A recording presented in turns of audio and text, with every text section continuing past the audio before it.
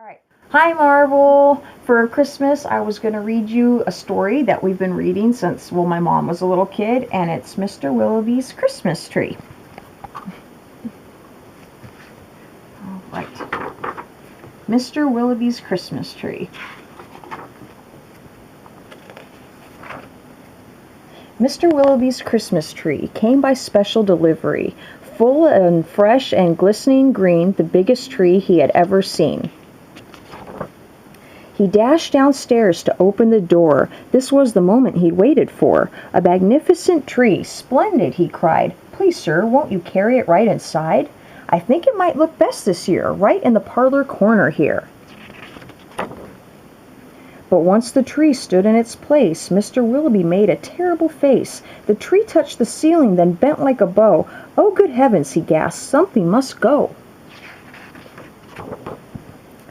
Baxter the butler was called on in haste to chop off the tree, though it seemed quite a waste. That's great, Mr. Willoughby cried with glee. Now we can start to trim my tree. When the trimming was well underway, the top was placed on a silver tray. Baxter said, I know just who'd be delighted with this Christmas tree. So it was presented to Miss Adelaide, Mr. Willoughby's upstairs maid. Won't this tree be a pretty sight when I have it trimmed later tonight? But the top, oh dear, I'm so afraid, will have to be cut, said Miss Adelaide. And so, with scissors sharp and long, she snipped off the top while she hummed a song. The top was set out the very next day in the back of the house to be thrown away.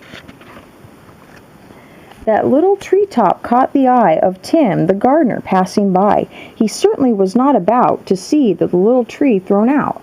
He hurried it right home straight away to see what Miss Tim would say. Fa la la, surprise, surprise! His wife could not believe her eyes. But our house, she said, is so snug and small. I do not believe we need it at all. And before Tim had a chance to shout, she cut off the top and threw it out. Barnaby Bear was padding by. It almost hit him in the eye. Now who would throw a tree away so very close to Christmas Day?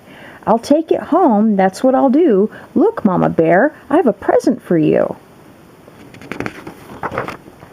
Isn't it a pretty tree, yawned Mama Bear quite drowsily. Before we go to sleep this year, let's have a Christmas party, dear.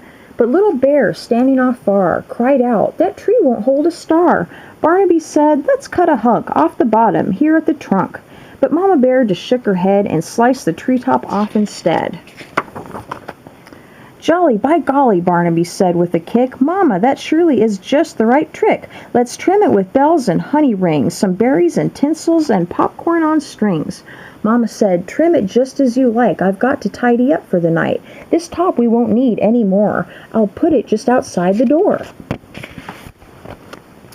Later on that frosty night, Frisky Fox came into sight. He spied the treetop, rubbed his chin, opened his sack, and stuffed the top in.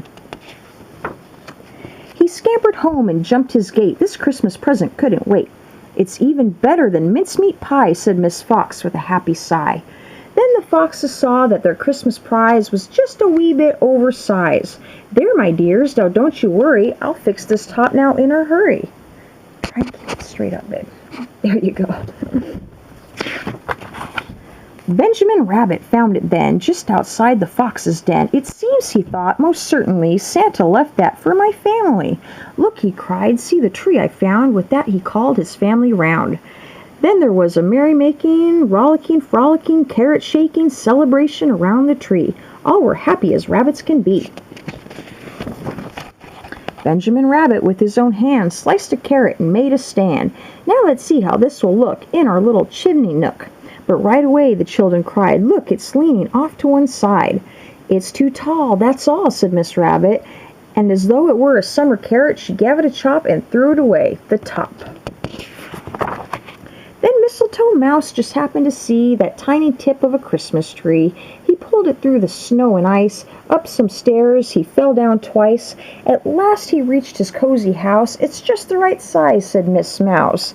Then at the top, if you please, they put a star made out of cheese. Oh, wasn't it grand to have a tree exactly like Mr. Walloby?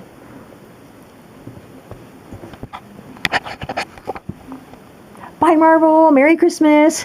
Zayla was the one who did all the videos. She was the one who took all the pictures. You want to say Merry Christmas, Zayla? Merry Christmas. Bye, Marvel. Bye.